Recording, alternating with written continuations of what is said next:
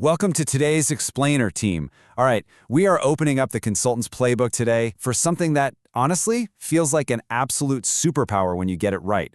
Our goal is straightforward but massive. We're going to master the organization and synthesis of huge research corpora using AI. But, and this is a big but, we're doing it in a way that never compromises our human analytical rigor. This whole session is about calibrating your AI judgment skills so we can work smarter, faster, and safely at scale. So I want you to start by asking yourself, have you ever actually tried to hold 500 research papers in your head all at once? Just imagine the sheer cognitive overload for a second. It's literally like trying to memorize the phone book while someone is shouting random numbers at you. You've done the screening, you've extracted the key findings, and now you're just staring at a monster spreadsheet with 500 rows of dense academic data, trying to manually extract, remember, and synthesize all of it into coherent patterns. It's a massive intellectual bottleneck, and it's exactly where a lot of highly capable professionals just hit a brick wall. So here's our roadmap for today.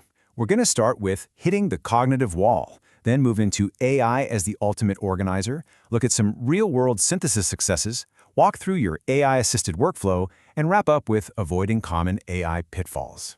All right, part 1, hitting the cognitive wall. Let's talk about the exact problem with manual synthesis. Look, traditional narrative literature reviews are fantastic if you've got maybe 20 or even 40 papers, but at scale, they completely break down. Manual synthesis at this level is just exhausting. We're talking months of coding where the details start to blur, and you inevitably miss connections simply because your brain physically cannot hold that much disparate data at once. Think of synthesizing 500 papers like trying to organize a massive cluttered warehouse. If you only have 5 items, hey, you know exactly where they go. But with 500, you need a highly structured system. AI is the tool that comes in and builds the shelving system for that warehouse. It gives us structured categorization and scalable pattern identification so you can actually step back and do your job. Moving to Section 2, AI as the ultimate organizer.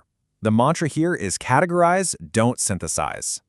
This brings us to a firm warning, and as your coach today, I need everyone to really internalize this.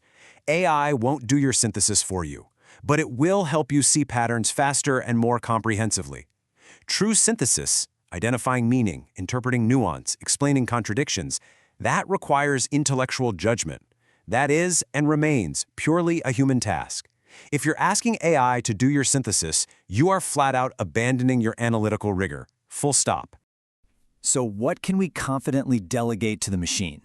Well, AI is fantastic at the heavy lifting of organization. We can use it to group preliminary themes based on your specific frameworks. It can rapidly scan across hundreds of papers, pinpointing which ones contradict each other. It can flag gaps where the literature is just completely silent. And it can generate great structured summaries. By offloading these massive organizational tasks, you free up your own cognitive bandwidth. If you want a quick checklist for evaluating task risk, try this. Is the task mechanical, like grouping themes? That's high capability, low risk, delegated. Is the task interpretive, like explaining why a gap exists? That's low capability for the AI, but high risk for your project. Keep that human. Okay, Section 3, real-world synthesis successes. Let's look at some case studies actually in action. Let's go back to the pandemic for a second. Researchers were scrambling, conducting rapid systematic reviews on monoclonal antibodies for COVID-19, and they hit this massive contradiction. They had 95 studies, and nearly every single one of them was reaching a totally different conclusion. Some reported huge benefits, others said the impact was minimal, and some even reported harm. If you were doing this manually, you'd probably just throw your hands up, grab another coffee, and write off the evidence as inconclusive. But here is exactly where AI-assisted organization saves the day. The researchers used AI to extract key study characteristics, things like population, disease severity, and time to treatment, and then asked it to cluster those characteristics against the findings. Suddenly, the AI rapidly revealed a clear pattern. The studies showing efficacy largely involved early treatment of mild disease. The studies showing no efficacy, those were late treatment in severe disease cases. Now, the AI didn't synthesize the medical conclusion for them, but it organized the data so perfectly that the human researchers could instantly solve the mystery. It wasn't a contradiction at all. It was a critical, life-saving nuance. Let's look at another super complex scenario. Imagine you're tasked with reviewing 180 studies on the social determinants of health. The problem here, these papers span across sociology, cardiology, and epidemiology. They use completely different theories and completely different terminology to talk about the exact same things. Manually coding a corpus like this would literally take you months, maybe even years. The smartest solution here is a meta-narrative synthesis. You bring in the AI to rapidly categorize those papers by discipline and identify the key internal themes within each one. Then you manually validate a sample to make sure the AI actually got it right. Finally, you, the human, synthesize the findings across those different traditions. AI handles all this multidisciplinary complexity effortlessly. More importantly, it stops you from making the rookie mistake of forcing a false consensus across disciplines that just naturally view the world in very different ways. All right, Section 4, your AI-assisted workflow. This is the 8-step framework you're going to use. Steps 1 through 4 are all about your preparation. Listen, you cannot just dump a bunch of messy PDFs into a prompt and expect magic. First, prepare a clean evidence corpus. We're talking 100 or more papers. Second, develop your synthesis framework. You, the human, need to identify 5 to 8 primary themes you expect to find and critically create crystal clear operational definitions for them. Third, prep the text for the AI. Often this is just extracting the abstracts and results sections. And fourth, configure your AI tool to assign those preliminary themes based strictly on the definitions you just wrote. You define the rules, the AI just executes them at scale. Now for the crucial second half. Step 5 is absolutely non-negotiable. Manually validate the AI's work on a 20 to 30 paper sample. Step 6, conduct a targeted manual review of any errors the AI made. Step 7 is where you step back into the spotlight to generate the integrated intellectual synthesis based on those verified patterns. And finally, Step 8, document your process transparently. Note exactly how the AI was configured, your sample sizes, and your error rates. This is what proves your rigor to the world. Which brings us to our final section, avoiding common AI pitfalls.